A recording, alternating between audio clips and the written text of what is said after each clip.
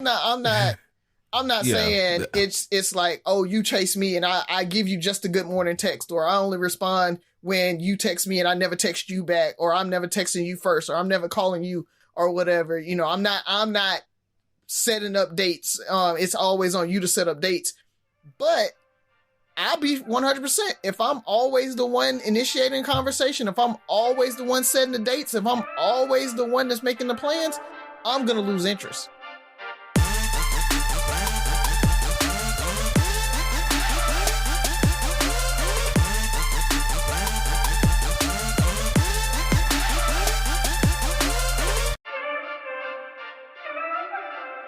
What up, what up, what up, what up? It's Three Brothers No Sense, your favorite barbershop style podcast.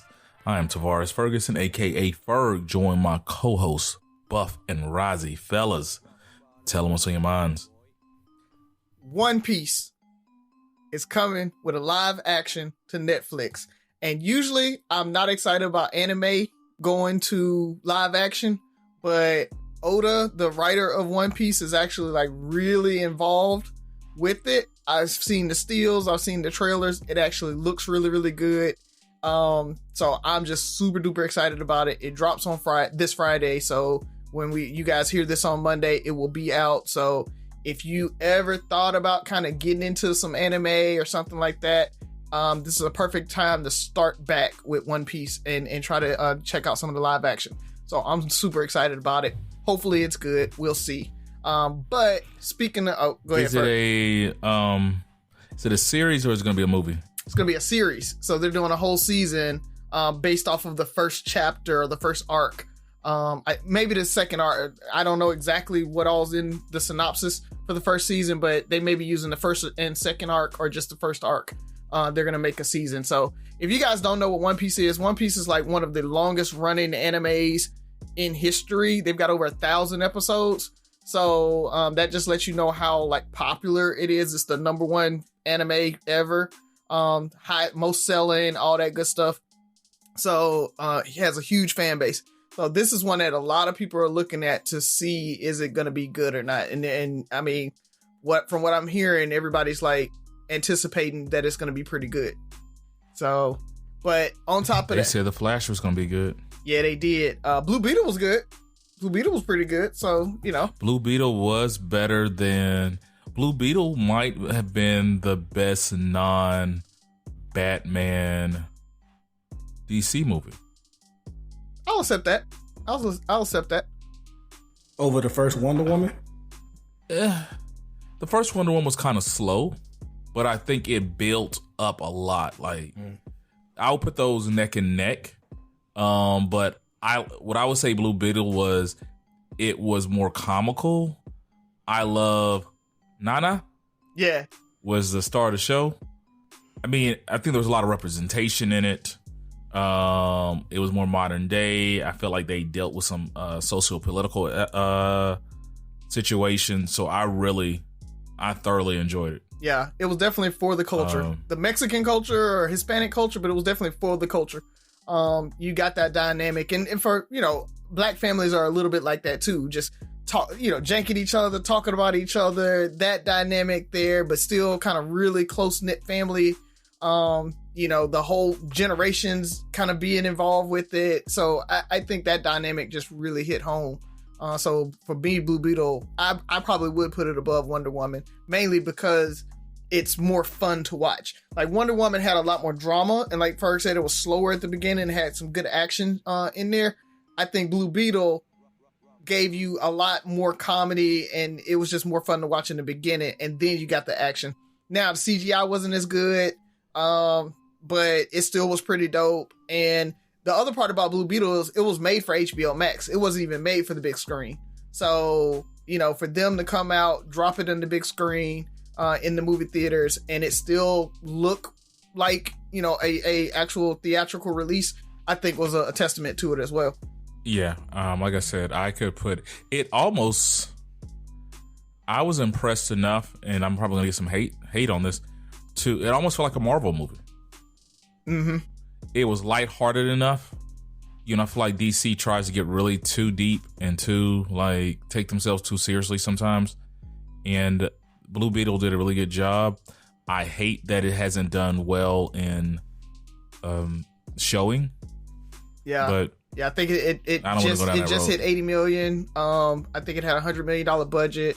They're anticipating it going to about 150, 140 million, which will make it semi break even when you take out the marketing costs. But again, they thought they were just going to drop it straight on HBO Max. So, I mean, any money they get from the theater is actually good money. And I don't think they did a good job, like, marketing. I mean, I think the marketing was subpar, too. It was nothing like... And he's a lesser-known character.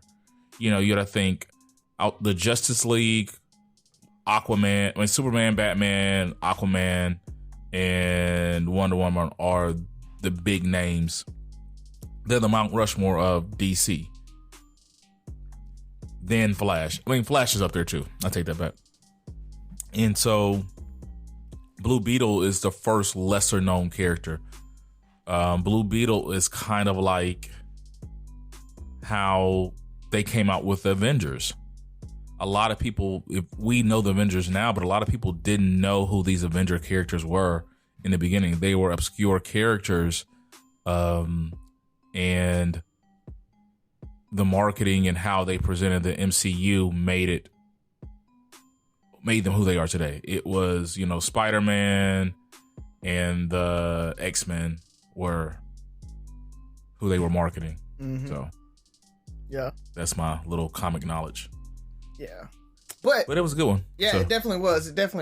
But I wanted to piggyback on last week's episode. We talked about the debate and everything, and I just throw it out there.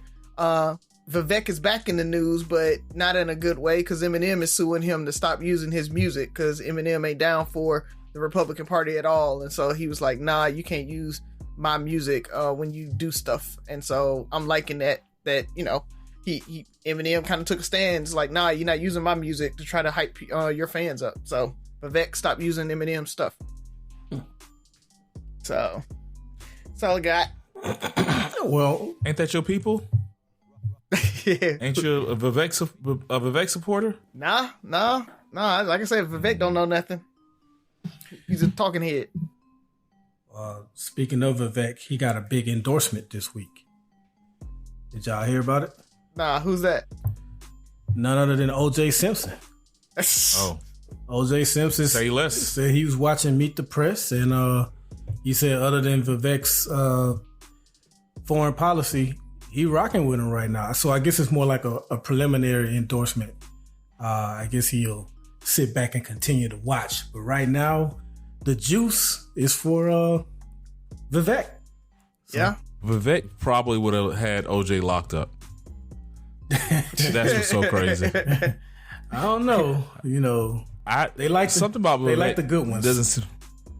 There must be like what 20%, 20% of the good ones, because what is it? Trump has about 20% of the black vote now versus 6% last year or last election. Yeah. So 8%. Yeah, that's crazy. And you lose the black delegation vote, then you're in for it. Yeah. Speaking of black delegation, I'll let you go, Buff. I'll bring that's it all back I had. up. That's all I had, actually. The Mexican delegation has officially gave us our own official drinking holiday, Cinco de Augusto. We're winning the Battle of Montgomery. Yeah. Oh, they approved it and they said we can have it. Go look at the video, the latest video post. Gotta check that out. I'm liking the multiculturalism that's going on right now. I don't know if y'all have seen that the Billboard Top 100 charts. There's 3 country music songs in the top 3 spots, and that's the second time it's happened. The second time it's happened since they've been doing the Billboard Top 100. So it's kind of cool that 3 country songs are tearing up the charts right now. I actually like country music, so I'm good with that, but I have no idea what three songs they are. It is one that is super. Forgot the name of. They actually talked about it during the debate. Or the one that the guy from Richmond. It was one of those good old boy songs. Richmond, Virginia. Yeah. Try it in my town or something like that. Yeah. Oh, well, that's different. That's different. Oh, no, okay. that's different, and that still might be. That was like tried in a small town. Yeah, I think that's when you're talking about Razi. Yeah, but they mentioned it on the debate during the debate. They actually posted them. It looked like he made it at a in his backyard, rather. Yes, exactly. That's exactly what it looks like. So let's go ahead and jump back into the show. So I didn't have much. Just excited to get this show going. Getting ready to head on another outing with the family. Doing a cruise with the family, my wife and kids, and we're taking 2 other families with us. So looking forward to it. But Razi, do you have a joke for us, or was the Eminem Vivek thing your joke? No, I don't, but Sophie should. Hold on one second. Let me go grab her. My dad works in B2B marketing. He came by my school for career day and said he was a big ROAS man. Then he told everyone how much he loved calculating his return on ad spend. My friends still laugh at me to this day. Not everyone gets B2B, but with LinkedIn, you'll be able to reach people who do. Get a $100 credit on your next ad campaign. Go to linkedin.com/results to claim your credit. That's linkedin.com/results. Terms and conditions apply. LinkedIn, the place to be, to be. Flex your business with an American Express Business Gold Card. You'll earn 4 times membership rewards points on your top 2 eligible spending categories, like transit and electronics, each month, on up to $150K in combined purchases per year. Plus, you can now earn 3 times membership rewards points on flights and prepaid hotels booked on AmexTravel.com. Terms and points cap apply. Learn more at americanexpress.com/business-gold. Amex Business Gold, built for business by American Express. Hello. Hello. Hey there. Hello. You got on your head. I got my bonnet on my head Okay. Nice. because I was laying in my bed. Oh, we woke you. We got you out your bed. Technically. Were you getting your beauty slumber? Not exactly slumber, just chillaxing. Chillaxing? So is that like a mix of chill and laxing? I don't know. No. I don't know what the word it means. Chilling out. That's what the cool kid said? No, that's what I say. Is that what the cool kids I'm a say? pretty cool thing. Technically, yes. Yeah, I say it, and I'm a cool kid. Yeah, that's exactly what I was thinking. I've never heard your dad say it, so, you know. And then there's Not a that. cool kid, Daddy. You're the editor of the videos. I'm a nerd. Yeah. Mm-hmm. I did say that. You said your dad was a nerd? Yes. He watches documentaries about comics instead of reading the comics. I do read the comics as well, though. Yeah, but I catch you watching a whole bunch of documentaries about the comics. Yeah. Oh, speaking of that documentaries, is kinda- man, Ladies Night on Netflix is another one that's really, really good. I don't know if we mentioned that. Buff, you might have mentioned it or brought it up earlier. But yeah, go check that out, man. It's a pretty cool documentary about like women in the hip hop industry. The block party I went to, a lot of them were there. Queen Latifah, Remy Ma, the lady that does Ladies First with Queen Latifah. I can't think of her name. But yeah. Angie Martinez. No. That's it'll come to me. That was Ladies Night. Never mind. Yeah. Was Sweetie there or no? No shade to Sweetie. Who are the hot people these days? He's one of them. Yeah, Saweetie, Doja Cat. Who else is on there? We're getting off topic. Oh, we are getting off topic. So I'm sorry. Thank Go you. ahead, baby. It's Go time ahead. for my joke. I'm not supposed to actually sit through the podcast. Oh, my bad. Go ahead. What do you call Your it? joke better be funny. You can get back to chillaxing. Yeah. Go ahead. No, you're not supposed to say it. So you're the cool kid. Oh, my bad. What do you call 2 ducks and a cow?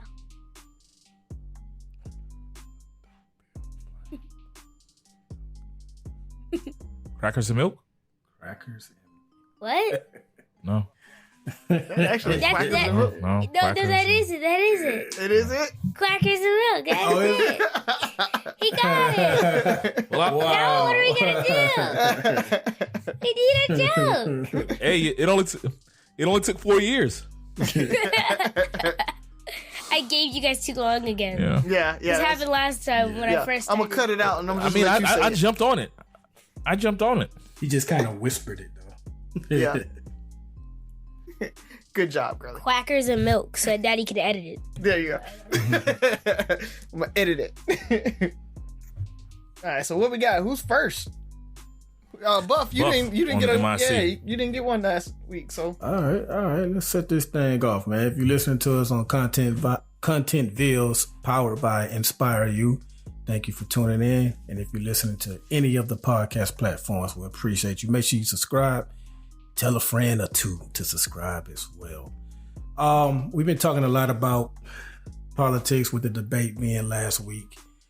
But I kind of want to talk about a politician, but not necessarily politics, although it'll probably delve into that. So we all know we had the shooting in Jacksonville over the, was it the weekend? Over the weekend on the 26th, that was Friday. Yeah. Mm-hmm. So we had the shooting where, I'm not going to mention his name, white shooter, first tried to attack HBCU, EWU, Edward Waters University. He was turned away, and so he wound up going to a Dollar General, Family Dollar, one of them, and he killed 3 people, one by the name of Angela Carr, 52 years old, AJ Laguerre, 19 years old, and Gerald Gallion, who was 29 years old, has a 4-year-old daughter, by the way, that he's leaving behind. But basically, he specifically wanted to kill black people. He embraced the swastikas and all that kind of stuff. So I said all that to ask this question. DeSantis came and spoke to, the family members of the deceased and a lot of the community people in the area. And he was booed and stuff like that. And a lot of people are saying that DeSantis has blood on his hands. And they're saying that because of how he's been towards how black history is being taught in schools in the state of Florida. And, he's pretty much pro-gun and has done what he can to make it easier to get guns in the state of Florida. Do you two gentlemen agree that DeSantis has blood on his hands? Yes. And the reason I say that is it reminds me of a similar conversation we had when Deion Sanders, Coach Prime, talked about black athletes and what he wanted in a black player. I feel like a lot of these politicians, especially conservative politicians, probably feel just like DeSantis. But they have enough tact, generally, or usually, to not say exactly what they're thinking and to put it in, not only to put it in effect, to champion it and to villainize anything that goes against their cause.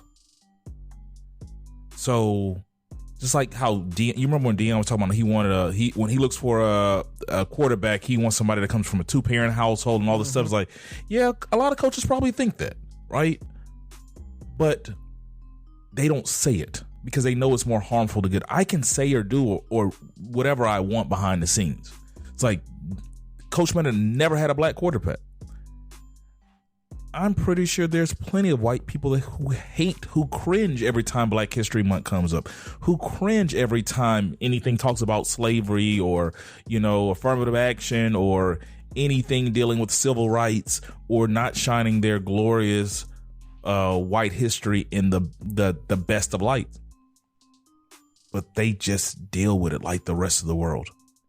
DeSantis has put a target on, he villainizes this stuff. I'm almost not surprised that it's not too long after he made his big national presence at the debate. I wouldn't be surprised if there is a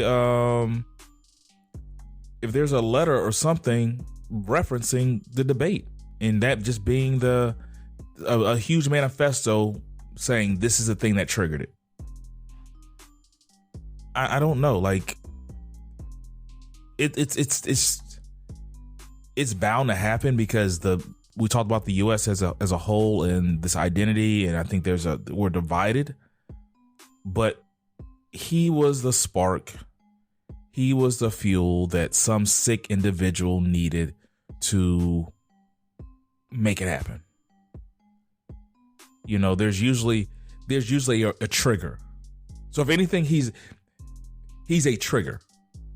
Just like Trump was a trigger on January 6th, he was a trigger. Can we RICO him?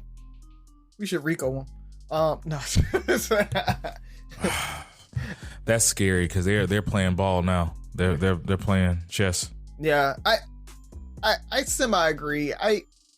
But I don't like the overuse of that word, blood on your hands. You got blood on your hands. I mean, transitive property, you can say, if that's the case, you can say everybody that voted for him has blood on their hands, right? Like this, it's not like that his rhetoric.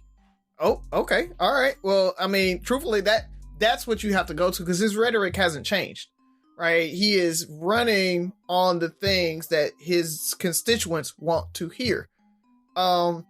And so does he have a responsibility to watch what he say and reach across the aisle and do the better for humanity and all that stuff? He's a politician. Technically, he doesn't. His job is to do what his constituents tell him to do, right? And so ultimately, I think, like you said, Ferg, I ultimately put it on the folks who voted him in, the folks who voted the state senators in and the state Congress in and you know, the legislators in. Those are the folks that actually made a lot of these laws, that actually passed it. Yeah, DeSantis signed it, but ultimately he didn't. Again, going back to the little video where he's like, we got to go back to elementary school, social studies, and talk about the legislative branch and the executive branch. DeSantis is the executive branch. All right, he is executing the laws that are on the books. He might be pushing some, he might be talking and having that rhetoric out there, but the laws that we talk about that make gun laws easier, right? It's easy to get guns there. You won't do background checks. I don't know if any of that would have stopped this shooter, right? Like, unless he has a history of mental illness or something like that, you can't do anything. And then you talk about the FBI isn't doing anything about white nationalism, right? They actually listed it as one of the biggest national security threat is white nationalism. They put that into it, but they're not doing anything about it, right? That dude that's all about the swastikas and neo-Nazism and all the stuff, whatever he's on at the time, nobody was, they ain't have a sting on him, but the Black Panthers, they damn sure put a sting on them real quick. Right? Like that's what I'm saying. Like there's so many more people that's involved with this Jacksonville shooter than just DeSantis. So no, I don't want to put just the onus on him. I mean, it's everybody involved that got him to where he is. Everybody that's involved in the legislature that got that legislature or those laws passed. It's everybody involved that comes along with rewriting history, right? I mean, is it just DeSantis, or is it the Daughters of the Confederacy that's back out there trying to change what we teach in schools and everything like that? That Department of Education that's trying to whitewash it. Everybody has blood on their hands if it's just DeSantis. But along with that, I agree that they booed him. I agree that we need to stand up and say, hey, you got to take some responsibility for this too, and make sure that people know he is the reason why, his rhetoric is the reason we got to vote him out. And so if you want to tie it to him, that's cool. But it's just, it's almost like calling people toxic at this point, saying, oh, he has blood on his hands. I think it's a little bit too far. Yeah, I don't use the word. I mean, blood on his hands. I don't get caught up in the verbiage.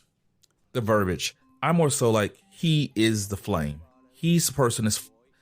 Oh, he's stoking it. Yeah, Trump he's definitely stoking it. Yeah. So Trump didn't sign a legislative anything to get January 6th to happen. He's the person who built up that energy, created this environment where this is more acceptable.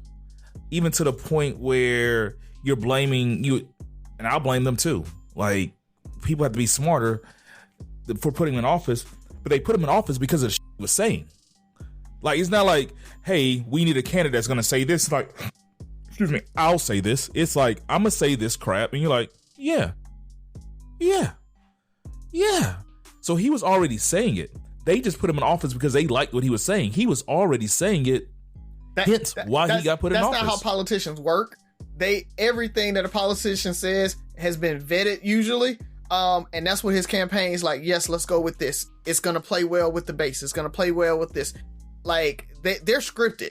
So their talking points are very scripted. And that's why they say them over and over and over again, because their team has said, this will play. Now, granted, they have to, they got to sign off on it and be like, okay, I'll say it, like you said, but it's not off the dome him just saying this stuff. He probably believes it, but so he's a pawn. His team, he's a pawn. His team is putting that together. Most of them are. He's a victim. So I disagree with both of you guys. Oh, you disagree with both of us? Interesting. Yes. Tupac famously had to go to court because someone shot at some cops and they blamed it on his lyrics. And I didn't agree with that then. I can't agree with it now. I think sick individuals are going to find a reason to be sick no matter what's said or done. They're gonna, if your mind is that warped to where you're willing to do something like that, you will find anything that convinces you to do that. So it doesn't matter what the rhetoric is. The reason why I think we can use Trump as a better example of what happened on the 6th is because not only did he build up the case that this is a lie, it was stolen, this is a lie. He invited people to the city. He gave them a speech personally and literally told them to march to the Capitol and that he would be with them. DeSantis hasn't done anything close to that. Now, yes, he may have said things that this shooter agreed with, like, we need to, curb back Black history teaching and things like that. But I mean, crazy people, in this case DeSantis, but bad people say things that bad people gravitate to all the time and agree with. That doesn't mean that you're to blame for their crime. Hell, many Americans believe that we shouldn't have been in Kuwait. So did Bin Laden. So did everybody who believed that we shouldn't be in Kuwait be tagged with what Bin Laden did on 9/11? No. Now, if DeSantis was out here saying things like Bill Bennett once said, when he said, if you want to lower the crime rate, one of the things you can do is abort every Black baby, then, okay, now we more in line with he got blood on his hands because he's vaguely suggested killing Black people. I think it's a reach. And while I disagree with what he's proposed in that state, vehemently disagree, I think it's a reach to say, hey, we don't want white people to feel bad about what we did in the past. We don't want to tell the complete story of slavery, making woke a 4-letter word. Well, it is a 4-letter word, but you know what I mean? Like a bad word or whatever like that. So I can't co-sign that one. I think this was for that matter, Dylan Roof. We've had plenty of people who have done crazy things without hearing any rhetoric. My last point is this. People like this guy, they don't need people to encourage them to do something like this. The election, just the mere election of Obama, with nobody using any type of rhetoric that DeSantis has used, just the mere election of Obama increased white nationalism, increased white terrorism and things like that. They don't need anybody to say anything to them because it's already there in their heart. I agree with you on that one. And I guess yeah, and I agree with you in principle. Like, for me, when I say blood on your hands, I'm not saying he's solely responsible. And I think I kind of open he's just as responsible like the rest of these politicians. Like, it's the system you're in or the system he's creating is just, it just leans more to this. That the same way I'm saying the people that elected him, like, it's you have blood on, like, you're creating this environment. We're creating this thing. We're normalizing these things, and until you fight against it, you're allowing it to happen. And then for him, not only is he allowing it to happen, I feel like he's fanning the flames of this fire for these sick people and stuff like that. Yeah, they're gonna kill somebody, but hey, it might have been 6 months from now. It was like, that's what I needed. That's what I said. We might see a manifesto, because there's always something that. Usually there's something that just is the catalyst for this. Yeah, but I mean, when you think to Buff's comment, right? Like, you got to think about what he did, going there, speaking out against it, saying it was wrong, is a far cry from when white people were killing people back in the 1950s and the governors and mayors and everything wouldn't say anything. They just kind of were quiet about it, right? So, like, that's I think the big difference, and that's why I was talking about the whole. I'll lay some blaming on him, like the ease of getting the guns and all of that stuff, but I don't put the blood on his hands, because it's like he like Buff said, he never went out and said, "Hey, go kill black people." And when a black person is killed, he's like, "Yo, that's wrong. What are y'all doing?" Like, so I think there's a very different shift of trying to lay the blame on him versus, like you talked about, the system just encouraging it more now, or not more, actually less than what it was, but it's still not enough for us, right? The system still encourages it, or at least excuses it a little bit. They may get off a little easier. They're going to be treated in the media better than, say, if a black person killed a white person. Those are the things that are still there and still prevalent for us. Okay, I can agree to that. So, good question, man. Yeah, I actually changed it from what I was going to ask once that happened. I was like, ask that why that's hot. Yeah. You're up, Razi. All right. We've talked a little bit about this when we were talking about, men wanting to be kept and all of that. But I saw a post, somebody was just saying, men want to be chased these days. And it was literally just read that. Bro. You just read that? Yeah. Yes, it was like, I'm not chasing you, princess, or something like that. Yeah, like that. So I've been seeing that shared by a few people. And so I just want to ask you guys, I mean, do guys want to be chased nowadays? I think that's probably a question better for the women who are posting it. So my answer is only a guess. And my guess is it's not so much that men want to be chased. They're just not chasing women like we used to. Like they're saying, like we've said that men are now realizing their worth. I think it's a combination of all that. I think some men are just realizing, man, I'm a good catch in myself, so I ain't got to chase nobody. Like, I'll put forth an effort, I'll approach a woman, but I'm not doing all that chasing. So it could be that. It could be simply that women feel like men feel like they should approach them, which if we're all about equality, then that should be okay. So I don't know exactly what it is, but those are my guesses. It's kind of annoying seeing that post, but I'm not in the battlefield of dating, so I don't really know quite what's going on, but those are my guesses. I'm similar to you, Buff. I've been out of the game too long to know exactly what's going on. But what I think you're right. I think guys have kind of started realizing more their not even their worth.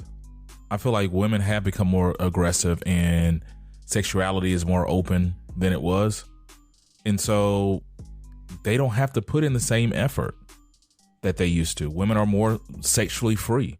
I mean, we talk about sneaky links. There's all these new terms for just like having casual sex and stuff like that. So why am I chasing a woman? Why am I chasing people? We're just not as hell bent. And I don't know what they want them to chase for. Like, are they trying to chase to be in a relationship? Are they trying to chase to have sex? Exactly what do they want men to do? I guess that's the question. what do you want? Is you want more men to come to you as this, like I'm trying to be with you, or does the guy need to approach you at the bar? I mean, it might lend itself to one of the questions you asked earlier this year, Razi, when we talked about club culture and bottle service and stuff like that, where guys are at the club, they're posted up and they want women to approach them, right? Like, we got a table, hey, how y'all doing? Whatever the case may be. It's because it's a game now. It's a different game. Women are coming to guys to like, oh, we want to be at your table. We want to be in your area. Not all women, you guys have your own money and all that stuff, and you're not searching for a set out and all that stuff. But women are becoming more aggressive. So like, we get a section where, if we went to the club tonight and we got a section, we don't have to take any chicks with us, because there's going to be women at the club who would want to come to our section. Mm-hmm. And so we expect them to kind of approach or give us that hint that they want to come to the section. So I'm not going to the bar and offering to buy you a drink. I'm not doing these things that I guess women were accustomed to. I don't think guys want to be chased. I just think the game has changed a little bit, and we're changing the way we look at relationships or the dating game, and so are women. And when it's not normal or what they've been used to, it's easy just to say men want to be chased or kept or whatever the case may be. Women, we really need y'all to weigh in on this one, because y'all saying men want to be chased, but I also see on a daily basis you guys complaining about men being in your inboxes. Please don't send me a good morning text. Grand Rising, all that stuff. You're right. A woman ain't got time for a WYD text. So is it that men are chasing y'all, but y'all are complaining about how they chasing you? So they just throw their hands up and say, well, fine, I'll let you come to me. So I personally, I didn't understand what was wrong with the good morning text. I have heard women explain that if that's all you say, then then it's not the good morning text that you have a problem with. It's that they're not showing the proper interest that it takes to get you. They're not following it up. That's the issue. It's not the what you doing text. I think, Razi, you made a TikTok on this one time on the what you doing text. Like, if you ask a woman what you doing, you asking her because you trying to see if she's available. You may want to take her out. You may want to go get some drinks. I may got some tickets to a show. But you talking about you a woman that's paying $1,000 in bills and you ain't got time for that. Okay, well then you miss out. Right. So right. I'm a little confused on that too, because they're saying they're doing all the chasing, but then also complaining how we do the chasing. So which one is it? And I didn't take it as like just the approaching piece of it. I felt like it was past the first introduction, we met, and now you feel like, I'm saying you should be chasing me. You should be trying to win me over. And what I will say is, yes, I want to be chased. Yes. Because guess what? I have the pick of the litter. I mean, let's just call it what it is. Like, when, the Kevin Samuels high value man, right? Like, if you're trying to get these high value men, if you're trying to get the good guys out there, they have options. And, I always talked about, I know when I'm in a relationship, when I wake up and I ain't got no more, it's like, that is the chase that I'm talking about. There is this race, right? And I really feel like women, I always talk about this whole going back to, they want a 1950s, 1920s relationship where the guy's courting them and they don't really have to do anything. And the guy's like putting all their effort in, and you ain't doing nothing but sitting there and looking cute and going out on the date and laughing and joking with them. And you think that's enough. That's not enough now. Guys are to the point where it's like, we talked a little bit about it when we talked about the post about guys want emotional relationships with their friends and they just want the women for sex and stuff like that. It's that we don't necessarily need a woman for that emotional support. Guys are supporting each other more, right? And now you talked about the whole sex is a lot more easy to get now. They're a lot more free. So I don't need a relationship for sex anymore. So you do have to chase me if you want a relationship. You have to sell me. You have to court me just like I have to court you. It's not I set my eyes on you. You the most beautiful girl in the world, so I'm just going to try everything I can to get you anymore. It really is, you're beautiful. I approached you and got your number. Now you got to keep me, shawty. Like, you have to chase me a little bit. He's playing hard to get. So, and you know, it should be reciprocal, right? I'm not saying it's like, oh, you chase me and I give you just a good morning text, or I only respond when you text me and I never text you back, or I'm never texting you first, or I'm never calling you, or whatever. You know, I'm not setting up dates. It's always on you to set up dates. But I'll be 100%. If I'm always the one initiating conversation, if I'm always the one setting the dates, if I'm always the one that's making the plans, I'm going to lose interest. So, because that's not what I'm looking for. That's not what I need. I need somebody to be my helpmate and be the person that's going to bring something to the table. I hate to say it like that, but like, take something off my plate. And I think part of it is it's maturity. True. And the people asking this question are probably more mature or older, you know, as the late great Kevin Samuels would say, the leftovers. All jokes, people, all jokes. But what I'm saying is, when we were young and when you were 16, 17, 18, 19, 20s, what was the most important thing in the world? Come on, you say it. You can say it. You can say it. And so that's when it was the prize, right? Now that, you know, the average guy has had his fair share, and I'm not knocking. I still love it, you know, gets me up in the morning, you know, but at the end of the day, that the priority of that is not, it's not the same, right? There's so many more things that I have to prioritize with my life. I have a friend who's, you know, about our age, just got in a relationship. He's dating somebody who's a little younger, and he's just like, she just wants to have sex all the time. It's like, I'm cool, but it's like, man, I got to do. And, you know, like, I have to do, and it's, love it is great, but at the same time, it's not the most important thing in the world to me anymore. Mm-hmm. Like, are you pouring into me the same way I'm pouring into you? Because I always take it away from man versus woman. It's like, just, it's human nature. I want somebody who acts like or shows me they're just as interested in me as I am into them. Why would you would be mad, women, if you met a guy and you had to fix all the dates? You had to initiate all the calls. You had to do the things that I think a lot of women, I'm assuming, correct me if I'm wrong, you want guys to do. Like, it could be 70-30. It could be something. I think, Buff, you talk about when Tabitha does certain things, like when she treats you well on Father's Day or your birthday, or, you know, she takes you, like, those things mean a lot. Mm-hmm. Those are things that wives do that make guys feel great. And you don't understand why. Those are the things that keep a man, right? Those are the things that keep me interested. When my wife makes me feel like just wanted and appreciated, and that she shows that she still cares and loves me, those things are the things that get me through the day. You know, why am I doing this? Why am I spending my time? Why am I just with her? Because she's giving me the things I need. Honestly, ladies, they can get anywhere. It is what it is. I literally was talking to another gentleman, a single gentleman, yesterday we did lunch, and he was talking about he's in a fairly new relationship, and the things or the way his new lady is teaching him and doing and bringing to the table, all this is new. He was married for years.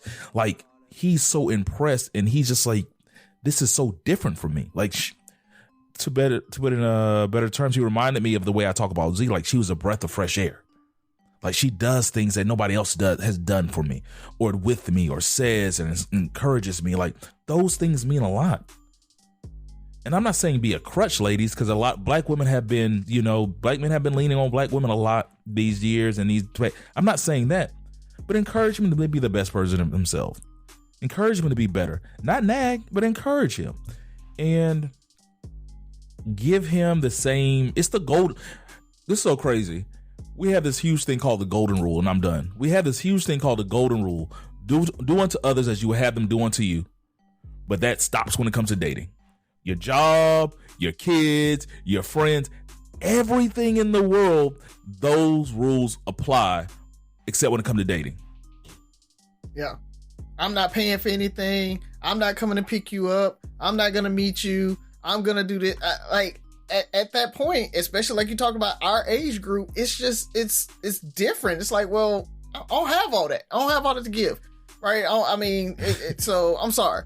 Because you ain't a real man anyway. So right. I guess not. I mean, I was watching a video and they were talking about it kind of flipped it when the girl was like, you're asking me to do wife stuff, right? And you hear that a lot. Like they want me to chase them, and that breath of fresh air you're talking about, and those extra things. They're like, well, those are wife duties and everything. And the dude flipped it back and he was like, why do you want to be with me right now? And she was like, because you protect me, because you provide for me. You give me this, feel this safe space and stuff. And he's like, guess what? Those are husband duties, right? You want to be with me because you want to marry me. Those are husband duties.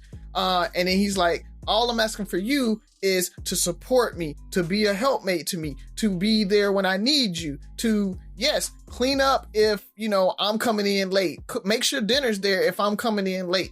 Have a conversation with me. I'm not saying cook every night, but at the same time, cook some of the nights. Right? Do those wifely duties that you're talking about are wifely duties. You got to be my wife before you become my wife. And so if you're not doing those things on the front end, ladies, if you're not going into relationships with that mentality of, I'm going to treat you like I'm your wife, you're probably not. It's going to be very difficult for you to become a wife. Because that's what Ferg said. That's what made us marry you. Okay. I mean, I'm going to go into my question, and I'm going to let you guys see if this is a valid question or if it's too similar to what we're talking about, but it's definitely a good segue. So, ladies, we talked about you guys and, how to think of things different. And I'm going to challenge the brothers to hopefully maybe learn myself and give inspiration to other guys. So, randomly this past weekend, I was watching the Tina Turner documentary. Have either one of you guys seen it? I think it came out in 2021. Yeah. I think it was really good. And it was a part, for one, all the respect. Like I had a newfound respect for her after watching the video. I mean, the documentary. I think we all kind of respected Tina Turner just for being this icon that she was, but understanding and what she went through, but understanding her story and who she really wanted to be, I just never really rocked with her that way, because I'm like, she's kind of she's not what I'm used to, but she really was a rock star. That's what she wanted to be, even though I wanted to put her in this R&B bucket. Mm-hmm. We wanted her to be an I'm not R&B, yeah, and that explains. Yeah, that's what an older black woman's supposed to be. Like, you ain't supposed to be a rock star, and then you wear these wigs and you have this big hair. It was like, she was a rock star. That's what rock stars look like. The wigs and the big hair and, the dance moves, all this stuff. So just a side note, all the respect in the world for the late, great Tina Turner. But during her interview, she was talking about, we all know about What's Love Got to Do with It and her tumultuous relationship with Ike. And she didn't find love until a very old age. I think she was maybe around 50 in her 70s. I thought was it? She got married in her 70s. Yeah, okay, yeah. She started in her 50s, dating. Yeah. Okay. She found I think they were dating for 27 years before they got married. And there was an interview when she was talking about dating, and she said something, and I'm gonna paraphrase. She said, after dealing with what she's dealing with, she just wants a strong man to wear the trousers, but not dominate me. And that was like, that makes sense. So my question is, how do you find this balance? How do you become this type of man? Because I feel like society teaches us, one way to do things. They don't really teach us how to be this, to be a leader, but to be compassionate and all the stuff. It's about winning, conquering, be the best alpha male. Like, I don't think we're really taught to balance these things. Does that make sense? Where you want to be this, like she said, I want this provider, protector, but also want this guy who's open enough to just let me be me. And I feel like we try to do that. We try to be a balance of that, but it's not natural because the way we're taught is to be the dominators, to win, to be the champions, to be I am man, hear me roar. And when she said that, it made me think, it's like, once again, just like I said, men are taught to nurture and raise kids instinctively. You know, are we kind of being taught the wrong way to date or to lead? Possibly taught the wrong way to lead. But you gotta, I guess you need an example of it, but you know, when you ask how can we find that balance, it's simply put, being a good leader. A good leader does exactly what she asked for. A good leader leads, protects, but doesn't dominate. A good leader listens to his teammates or subjects, or whatever example you want to use. A good leader values input. A good leader looks at his spouse as his partner and recognizes that they're not always right about a situation. You take your strengths and you apply it to that relationship, and whatever she's better at than you defer to her. And I feel like that's what Tina was saying, was like, I still want, even though she went through what she went through with Ike, she still wanted a strong man. She just didn't want someone that, you know, did even half the stuff he did and just dominated her. She wanted to feel like she mattered, loved, protected, that her opinion was valued and all of that stuff. All of that is being a good leader. It's not winning every argument. It's not forcibly having your way, you know, using your physical strength against a woman. It's not belittling her, talking down to her or anything like that. It's everything that I mentioned. Like, good answer. I'm gonna come back to what you said, but I want Razi to pick it up. Okay. Yeah, I agree, Buff. I think so. I did a lot of leadership coaching when I was an agile coach. So 2 years of my career, that's what I did, was teach leaders how to be leaders. And the biggest thing that I had to teach my leaders was empowerment. Like, so many managers, leaders in the organization, what they want to do is they want to tell, right? And that's, I think, what she's talking about, that dominate. It's like, I tell you everything to do.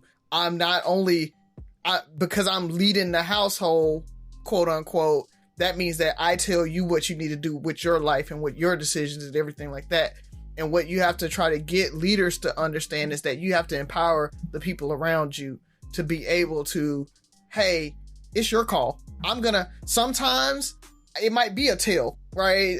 There's a continuum there. We talk about it's a sale or it's a tail.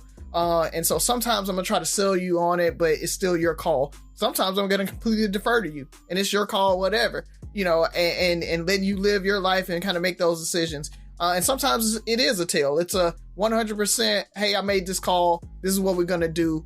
And hey, that's how it has to be. And you don't have to deliver that in a negative way. And I think you have to enter into relationships that way too, right? It's like, even if I am the head of the household and I'm that protector and the leadership, but hey, it's your career. You know, I'm not going to tell you what to do with your career. If you want to go this way, that way, whatever, that's on you. But sometimes I'm going to be like, whoa, hey, budget wise for the house, that's not going to work. I had to do that with Jen when she was just like, hey, I want to do all this stuff with Jenica Kimberly all at the same time. And I'm like, whoa, shawty, like, you know, like, we can't do it all. Let's do this. Let's get a plan. Like, and then we collaborated on it. Right. And we came up with the plan. So sometimes it is where you just have to kind of put that roadblocks in there and throw the flag up and be like, yo, I'm calling a veto on this. But also you got to give your spouse that room to be able to throw that red flag and veto too. So even if you do come in with that tail and like, hey, here's what we're about to do, they can just throw that flag and be like, no, I'm vetoing that ain't gonna work for me. So you got to be able to give and take, but you got to really empower them to be able to kind of guide them, protect them as a head of household, but at the same time, let them do their thing and let them feel empowered. Because I think a lot of times people will say that, but then don't really give the power up. That person doesn't feel like they can make those calls and the decisions. Guys, I'll tell you, if your lady is calling you like, hey, I need to buy this thing, and they're like scared to do it, that type of thing, there may be an issue there, right? Like you're being overpowering and you're domineering and dominating. So at a certain point, they got to be able to feel comfortable, be like, yeah, I bought this thing. Let me tell you about it, blah, blah, blah, blah, blah. Right? Like y'all got to talk about that. Y'all got to have that conversation and figure out how much you're going to empower them, but you got to be ready to empower them. Man, Byron, I said I was going to come back to your statement. I think Razi took where I was going to go, because put it this way, I've known you damn near my whole life, since 1992. From what I've seen you as a husband, as in a career-wise, you seem like you would make a great leader. I would follow you, right? I mean, I could work for you. I could work under you. I can work with you. But Razi probably can attest to this. That's why he just said he had to train. Most leaders or most managers aren't equipped to to lead effectively. Mm-hmm. We just assume leading is easy. You can be in a leadership role and not lead. They'll just make the quarterback the team captain. He's not a leader. And the same thing in marriage. And we say it all the time. People don't quit companies. They quit leadership. They quit management. Mm-hmm. And I think that that happens in marriages as well, where we're not taught, or people aren't taught to properly lead. And if you really think about it, this new dynamic, even in the workplace, where you're doing more employee empowerment, trying to human capital management and get the best talent, all this stuff, it's fairly new. Employees were just like slaves. There's been a lot of workers, rights and stuff like that in the last couple of years, last generation or two. Prior to then, if you're an employee, you're almost a slave. I go back to, the Christmas Carol. If you're thinking about how this guy, Scrooge was just bullying this guy into working for Christmas, like, this is real life.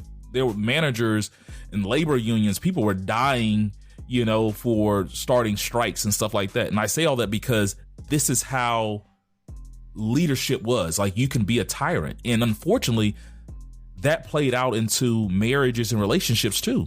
Hence how Ike was beating Tina's ass for years, because he was a dictator in their marriage. And that was the norm. Like, a lot of these, a lot of our parents or their generation before, like, they were in abusive relationships where granddad, ruled with an iron fist, or more so now, and it was more acceptable now. I mean, then, because that's what it was. Women didn't have a lot of voice. And I'm not making an excuse. What I'm saying, so the new dynamics of trying to have this relationship where we're working as a partnership and all this stuff. They had a partnership, but it was a different thing.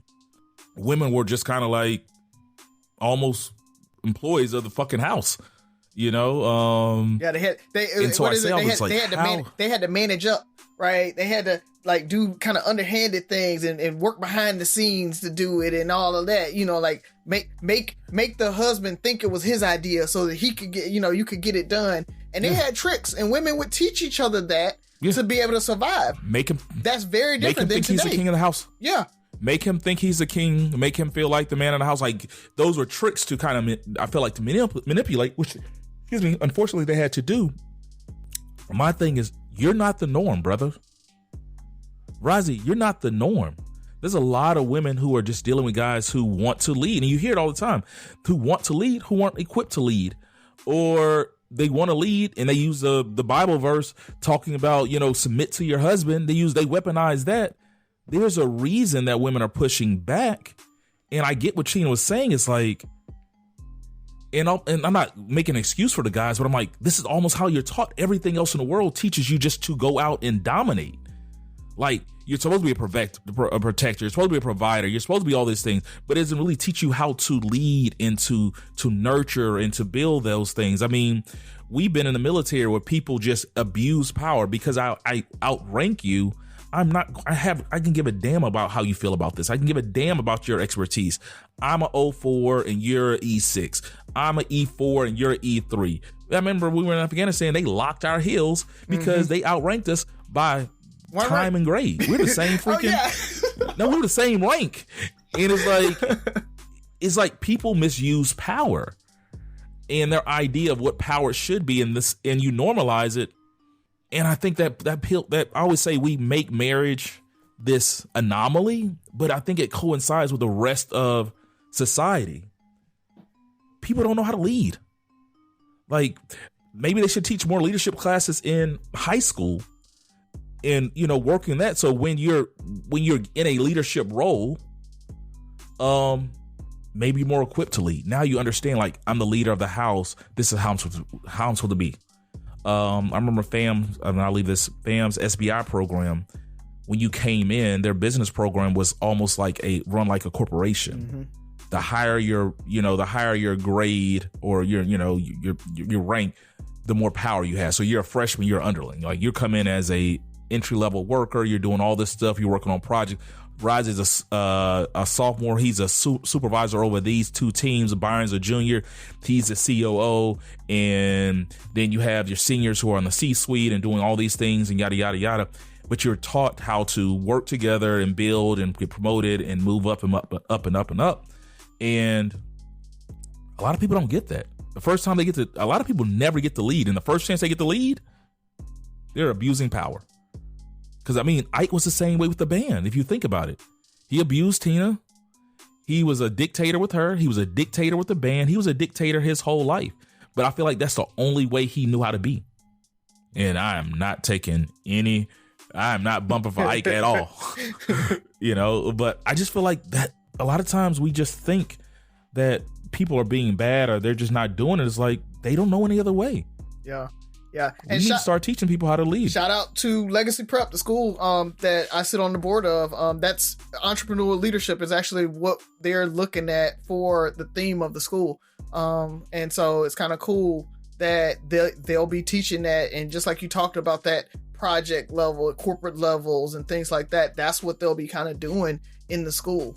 So, that I agree, Ferg. I think we need to teach that more and teach that leadership and those leadership qualities and teach the new what we call management 3.0 in the industry. Like, management 3.0 is what you're talking about, that collaborative approach to leadership versus like the hierarchical, I'm the dictator, I'm the manager, you do what I tell you to do type thing. And so we definitely have to reteach that and teach our young men that, that's what life is now. It's not the 1950s anymore. And no, you can't go into a relationship thinking you're just going to rule with iron fist and she just has to submit to you and you get to tell her whatever that's going on and it's my house and you do what I tell you and all that. It don't work that way anymore, especially when women are bringing in half the income or sometimes more of the incomes. Like, you really can't hold that over their head. I mean, we talk about why so many divorces are happening now, why divorce went up. It's because women can go out and open a bank account and sign a lease and everything without you. They don't need you anymore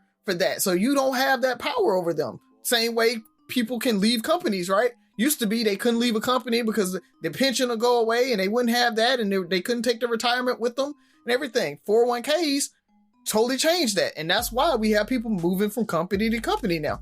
And they're not staying with companies anymore because they're not tied to it. They don't have to stay with your company anymore. And so I think it's just, we definitely have a shift and we've got to teach our young men about that shift. And you talked about Buff. We've got a long way to go with a lot of stuff with LGBTQ and all of that, but this is another one. We got a long way to go. There's still a lot of guys that's still in relationship 2.0 and they need to move to relationship 3.0. And figure that out, what relationships look like today. I saw a guy on Twitter today quoting the Bible on why men should lead, and he quoted that verse, a woman should submit and obey to a man. sad, bro. You know, I'm gonna leave with this because I hear this, I see this more and more. I see more people saying, I wish we could critique or grade our management.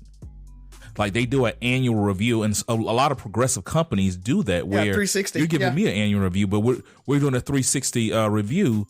You know, did I give you what I did? And even then, is a lot of times you're not going to just tell you my manager sucked because you don't want the backlash from it, but being able to get that feedback, you know, it's usually I'm telling you what you're doing wrong, but you can't accept that I'm saying, hey, this is what I need to be better. If you're supposed to be leading and managing and helping me grow and prosper, this is what I need from you. I've left 2 companies because of bad management in the last 3 years. Bad management would change it. And I always say, imagine like a company your job being like a marriage where once you start this job, it's for better or for worse to death do us part. I would be miserable. You know, so with that being said, fellas, go ahead and do our parting shots. So good, so good, so good. Get ready, because it's time to save at your Nordstrom Rack store. Now through February 23rd, take an extra 40% off red tag clearance boots, jackets, and sweaters. We're talking the best cold weather styles from Vince, Cole Haan, Sam Edelman, and more. All on sale for even less. All sales final. You never know what you'll find, but you know it's gonna be so good. Great brands, great prices. That's why you rack.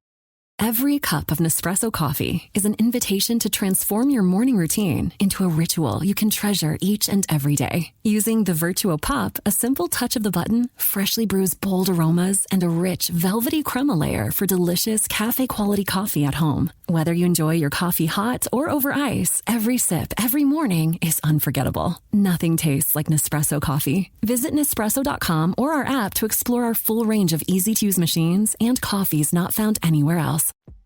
I just want to say shout out to Gabrelle Simmons. So that's our classmate, class of 99 at John L. LaFleur. She was appointed by Governor Kay Ivey to the parole board. That's a huge appointment to get a gubernatorial appointment. So that's huge. Shout out to her. Shout out to class of 99. Love LaFleur.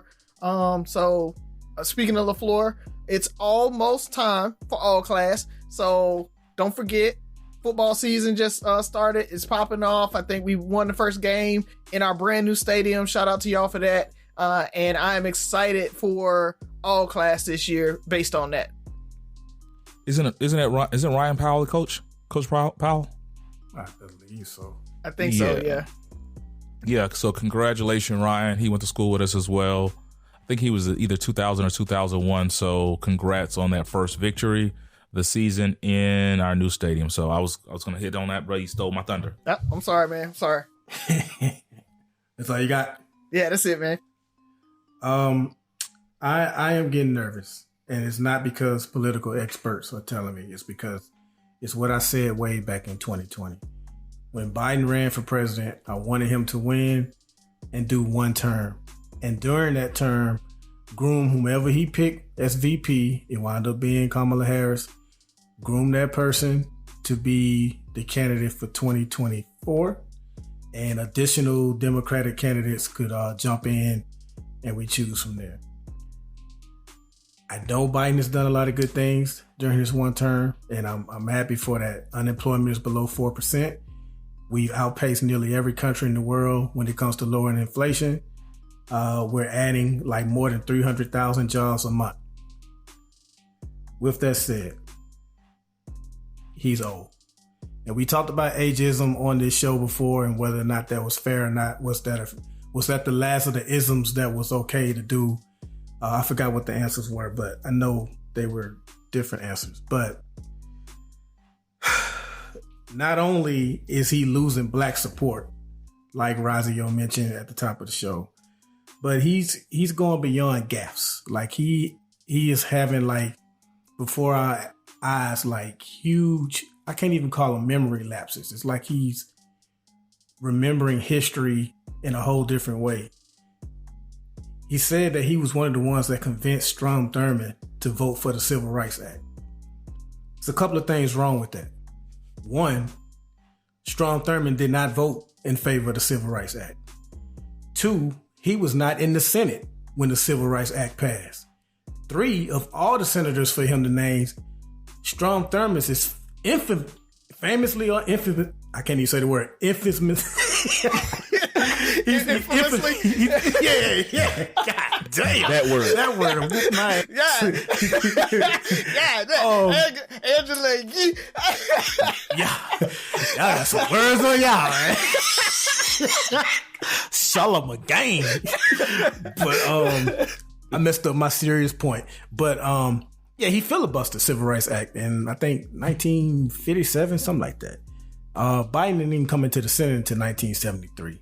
So it's just 2023. We still got a whole nother year to go. I mentioned how he won't be able to use COVID to hide this time. He's going to have to campaign. And the more he's out there, the more we're going to see, I think, things like this. So I am worried. I still hope if it comes down to him in 45 that he pulls it out. But I think we're essentially voting for Harris now. Like a vote for him is essentially a vote for Harris. So I just want to get my concern out there. I hope I'm proved wrong. We shall see. It's a long way to go. But just wanted to go on record as saying that, man. I'm a little concerned. Do you think one or two things is happening? One, like we said, Republicans is just better at politics because that should have been the answer, right? Is groom her, let her take over, and maybe get 3 Democratic terms, right? Because it's very easy for him to shift that power, and then she gets an incumbency, which usually gives her that second term. So we would have had 3 terms of Democrats. But do you think he's waiting until it's too late for anybody else to jump in to announce and pull out? So then she'd be kind of the de facto candidate? I do. I thought if he was going to pull out, it would have been after the midterms. And he had a very good showing historically during the midterm. So I thought if he was going to say, hey, I'm only doing 1 term, that was going to be the time after the midterms were over. So I don't think that's going to happen though.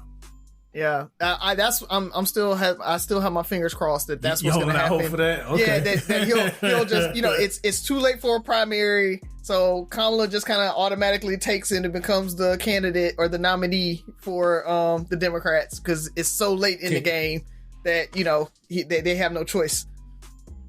But could she beat Trump? It's like it's all pointless if. His candidacy does worry me, but I don't want to talk like he's unbeatable. He's ran in 2 elections. He's never won the majority of the popular vote. I know that doesn't mean as much as electoral, but what I'm saying is when he has won, it was barely. You know what I mean? And so she can win. I think more people, like the people that are feeling anxious about Biden like I am, they probably will be more enthusiastic about her. But I mean, you could be right. She could push more people towards him. Like they can say she's not ready or whatever the case may be. I'm not voting for a black woman. All those things can come into play. Yeah. Okay. Well, 2 things real fast. One is welcome back to school. I think everybody's officially back in school now. HISD, Cy Fair-Sky, and TJ's first day of school was yesterday. So everybody's back in school. Be safe. You know what I realized? I was dropping Sky off at the at school yesterday, and TJ and I were talking too. He's 4, and she was telling me this morning that they were practicing drills. Like fire, because she's at a new drill. She's in 3rd, meaning the school. She's in 3rd grade, so they transfer schools. So fire drills, tornado drills, hurricane drills, and all that stuff. My 4-year-old son said, "We do lockdown drill, Dad." Mm-hmm. That's the world we live in. Yep. Did y'all practice lockdown drills? No, we didn't. I don't even think we practiced that in high school. I think that is the world we're in. My son is in pre-K, people. That's crazy. And so I was like, man, now that I think about it, so I feel safer for my kids during the summer because I just don't know when or where the next school shooting is going to be, because it's going to happen every year. It's going to happen. I hope they prove me wrong and it doesn't happen this year, but it's going to happen. the fact that a 4-year-old knows about a lockdown drill blows my mind. Secondly, on a more positive note, Black Girl Magic again. Simone Biles just won her 8th national championship. Mm-hmm. So she's the best in the U.S. She has more victories than anybody. She's been winning this thing for years. She's doing her thing. Welcome back, Simone Biles. She's been off for 2 years. She won the U.S. A U.S. national meet last week, and then she followed up with another big victory this week. So congratulations. I love to see people out there doing their thing. And with that being said, 3 Brothers No Sense, 6 Rules of Podcast. Listen, like, share, subscribe, comment, and most importantly, listen again. Listen again. Infamously.